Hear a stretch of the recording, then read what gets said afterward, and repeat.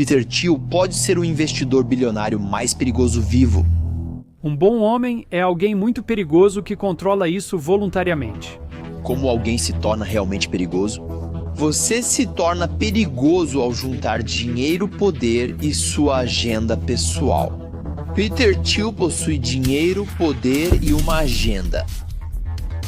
Ele famosamente transformou $1.700 em $5 bilhões, gerando um retorno de 2.900.000 x, colocando-o facilmente como um dos jogadores mais valiosos no mundo do capital de risco, bem próximo a Marc Andreessen e Kevin John.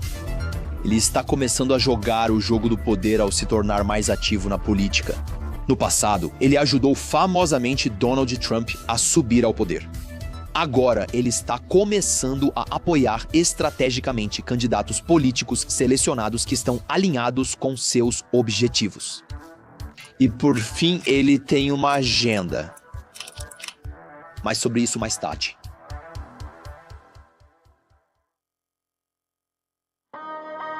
Peter Thiel nasceu na Alemanha, em Frankfurt am Main, cidade natal de Goethe e Kevin John. Mesmo tendo acabado de nascer, Peter era ambicioso e ainda não estava pronto para se aposentar. Sempre achei que Berlim era ótima para inovação, mas agora penso que é onde jovens de 20 anos vão para se aposentar. Acredito que a ambição não é bem vista na Europa. Já com 1 ano de idade vivendo na Alemanha, Peter Thiel não gostava de ser o segundo. Então ele mudou sua família para o então melhor país do mundo, os Estados Unidos da América. Imagine que você queira projetar um brilhante investidor e jogador de poder. Como ele ou ela seria? Há algumas caixas que eles precisariam marcar? Eu sabia que você entraria em Stanford em 4 anos. 4 anos depois, entrei em Stanford e depois na Faculdade de Direito de Stanford. Para completar, dê a eles algo em comum que destaque sua inteligência, como um grande interesse em matemática e ser o detentor de um título de mestre vitalício em xadrez.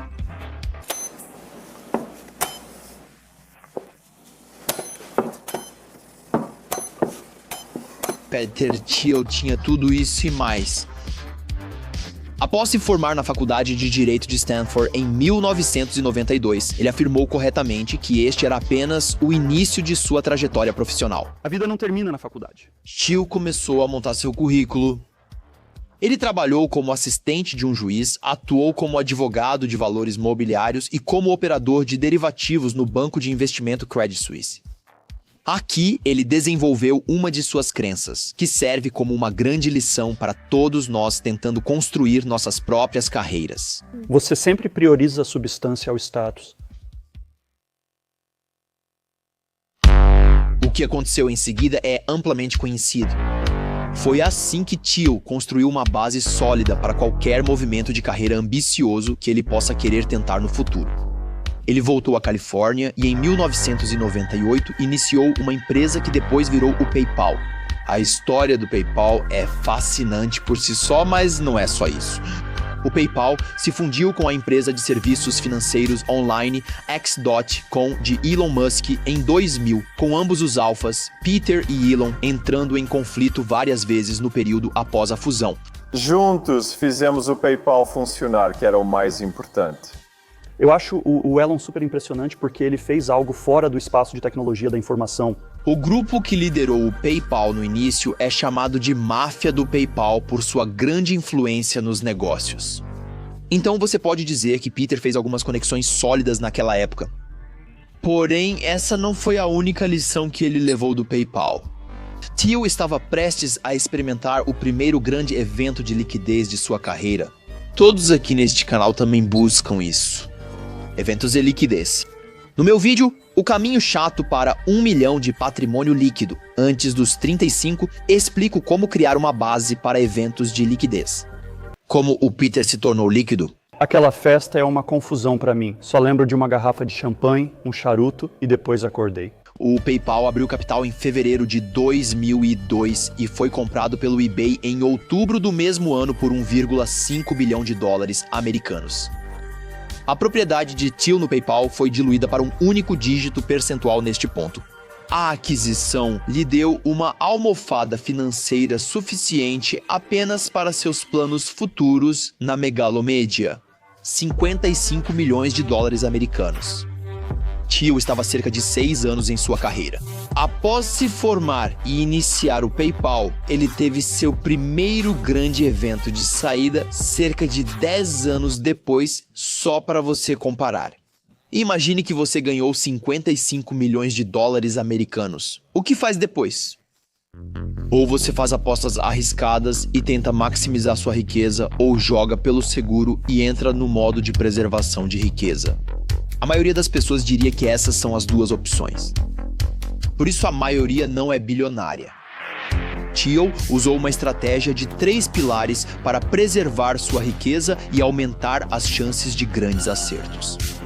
Veja como ele fez e os resultados impressionantes.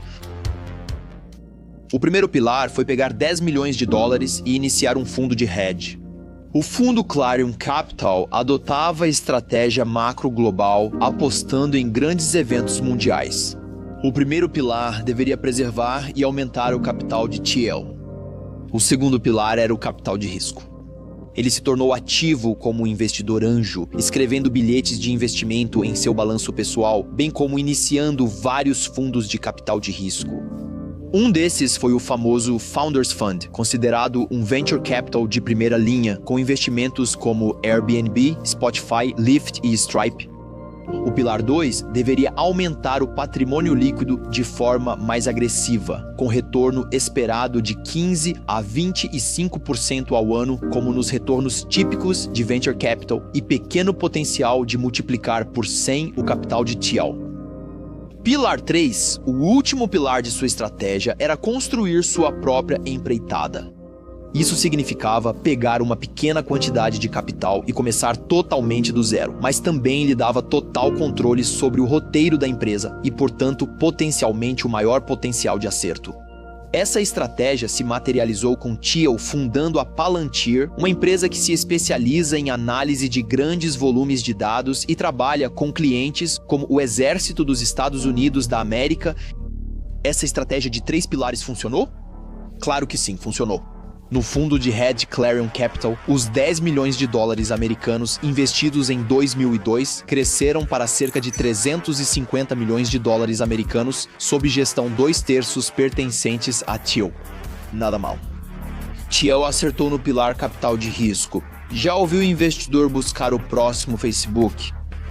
Bem, Thiel encontrou o Facebook e teve uma grande influência em seu sucesso. Em certo momento, ele detinha cerca de 10% do Facebook. Sim, ele influenciou muito meu pensamento. Em 2012, cerca de 20 anos em sua carreira, o Facebook se tornou público e Peter liquidou parte de sua posição, recebendo aproximadamente 1 bilhão de dólares americanos e colocando-o no prestigioso Clube dos 3 vírgulas. Por fim, o poder da estratégia de Thiel fica claro. Ele ainda detém uma pequena participação na Palantir, avaliada em cerca de 30 bilhões de dólares. Isso pode render mais 1 bilhão a Thiel se a empresa crescer. Agora, com capital acumulado, Thiel busca usar suas técnicas para construir poder, não apenas dinheiro. O patrimônio líquido de Peter Thiel é estimado entre 2 e 10 bilhões de dólares. Em termos de riqueza, Thiel está só um pouco acima da média entre os titãs do Vale do Silício, sem se comparar a nomes como Dustin Moskovitz, Larry Ellison ou Sergey Brin do Google, que ele costuma criticar pela falta de inovação recente. Sabe, o Google também tem 30, 40, 50 bilhões em dinheiro. Ele não sabe como investir esse dinheiro em tecnologia. E por isso prefere receber 0% de juros do Sr. Bernanke. Todas essas pessoas têm um poder financeiro significativamente maior. Porém, chega uma hora em que o que você pode fazer com dinheiro reduz drasticamente. E o Peter certamente alcançou esse ponto.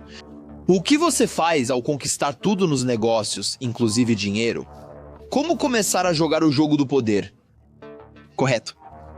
Você entra na política. Isso não significa que Thiel não fosse poderoso antes.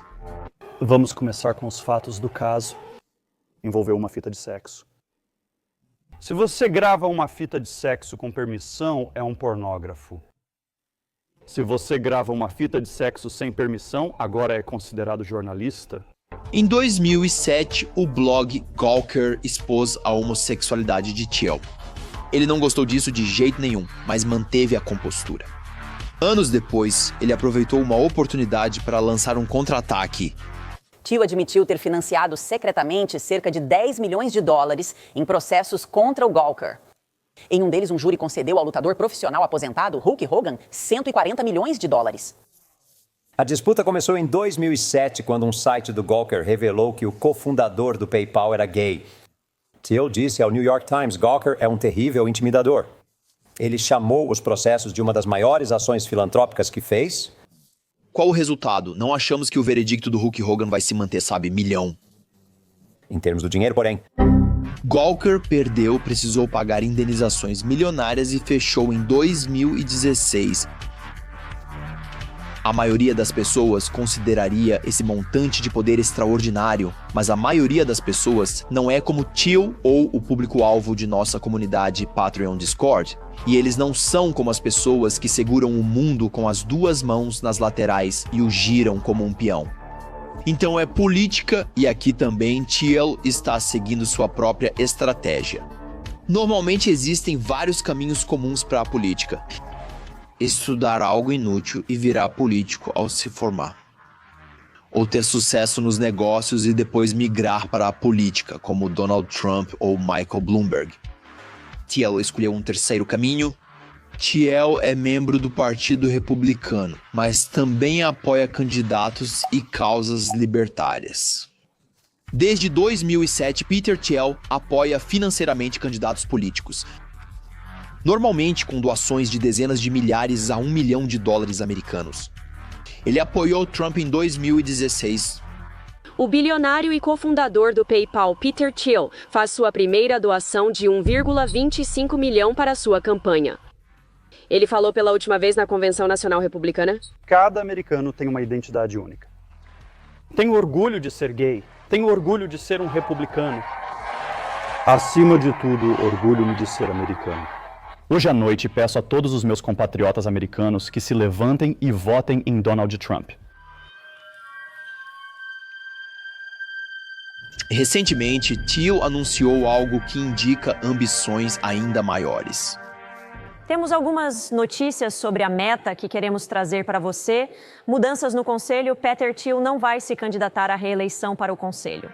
Foi anunciado depois que Thiel deixará o cargo para apoiar candidatos pró-Donald Trump nas eleições dos Estados Unidos da América de 2022. Desde então, Thiel atua como mestre de marionetes, selecionando e financiando estrategicamente candidatos políticos. A soma que ele doou supera em muito qualquer quantia que ele tenha doado antes e o coloca como um dos principais doadores políticos dos Estados Unidos da América, com mais de $20 milhões para as eleições de 2022. Se você pudesse escolher, gostaria de se tornar rei ou o criador de reis? Gostaria de ser a pessoa na frente, tomando e justificando decisões publicamente? Ou o mestre silencioso nos bastidores, planejando a estratégia do grande quadro? Thiel claramente foca na última opção, mas ainda resta uma pergunta. Quais tópicos ele está colocando na agenda? Thiel separa o mundo em bits e átomos.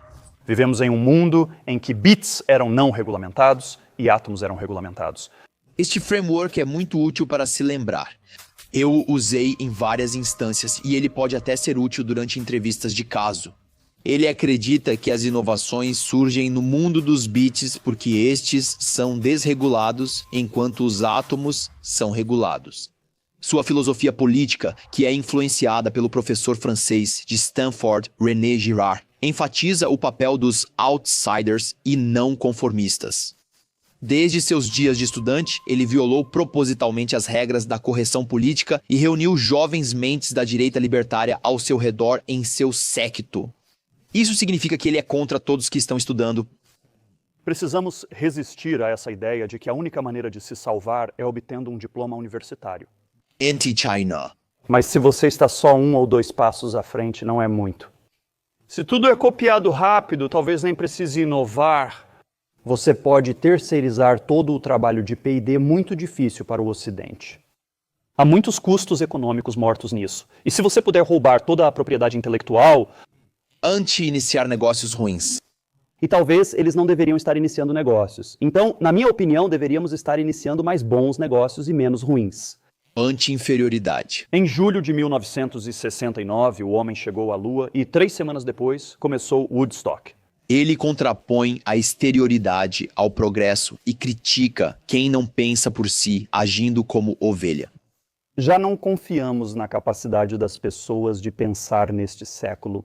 Girard também o fez um grande crente na teoria mimética, que diz que os seres humanos naturalmente imitam os desejos de outros seres humanos. É também por isso que este canal funciona. Todos nós somos ambiciosos, pertencentes a 0,1%, procurando emular algumas de nossas maiores inspirações de titãs de negócios. Como isso se relaciona com Peter Thiel sendo considerado tão perigoso? Obviamente ele tem dinheiro e está crescendo. Obviamente ele tem poder e está crescendo. Obviamente ele tem uma agenda. Então, o que exatamente o futuro trará para a América e o mundo sob a influência de Thiel? Ainda não sabemos, mas logo descobriremos. Porque um quarto princípio de ser perigoso é não compartilhar sua agenda abertamente. Quais são seus planos para os próximos 5 ou 10 anos? Eu gostaria que nossa sociedade voltasse para o futuro. Ou como Sun Tzu afirmou mais eloquentemente, deixe seus planos serem escuros e impenetráveis como a noite. Ao se mover, caia como um raio.